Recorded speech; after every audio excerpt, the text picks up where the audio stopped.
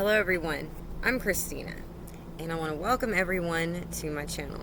We're doing this outside today because, well, it's a beautiful day, isn't it? More on that later. Very sunny, my eyes will be a little bit squinted, but we'll deal with that. There's also a lot of stuff that goes on that's outside, so we might have to take some occasional pauses. That's okay, right? We have a solar eclipse coming up on October 14th that I happen to have mentioned to you guys. But this morning I saw an article about the Texas power grid and how worried it is about the solar eclipse that day. Article says Texas power grid will be impacted by October 14th solar eclipse, ERCOT says.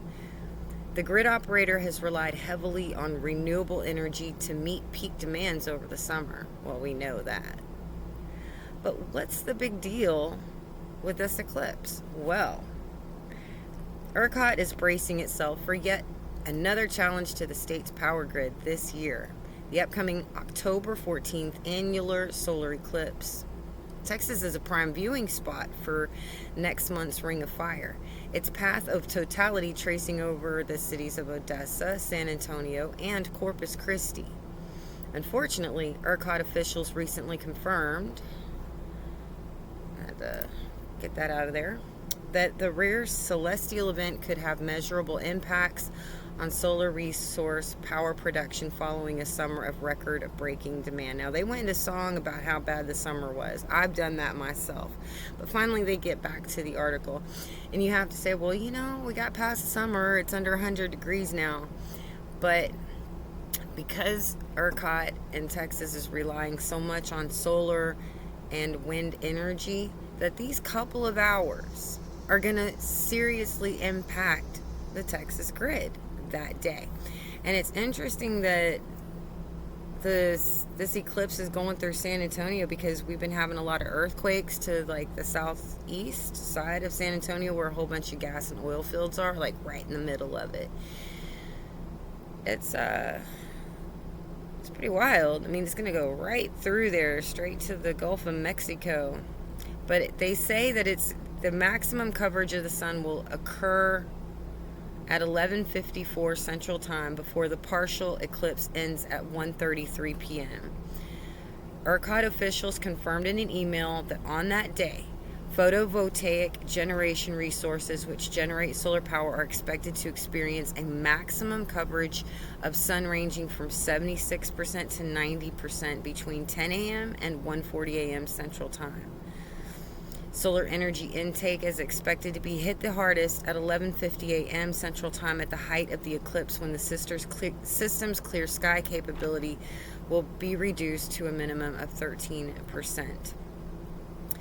And that's right, because whenever a cloud covers the sky, I only get 9 to 13% at a time with my solar panels too. So the coverage should be greatly diminished. And it's no wonder we've been having so many problems if that's what we've been mainly relying on. It's crazy. Now, we've also started hearing a report off Paul Begley's channel and in the news today about 2 tsunamis that hit, one Greenland, one South Africa. Only 5 people died. One of these tsunamis was supposed to be 328 feet tall. I'm like, wow, it's a miracle nobody died. But if there's one commonality, it's the Atlantic Ocean. It's the Atlantic. And something's wrong in the Atlantic. We've got, for sure, the South Atlantic anomaly. We know that there's a rip. We know there's some major fault line. And we know that we're in a magnetic pole reversal. I told y'all just, a month or 2 ago, I said at some point, the water's going to start coming up out of its beds. Right? Start of this new Jewish Hebrew year, it wasted no time getting a little hectic. It's like you just grab those reins and hold on tight. But you know, the other day I was feeling kind of moody about 4 days ish ago, and I didn't like it.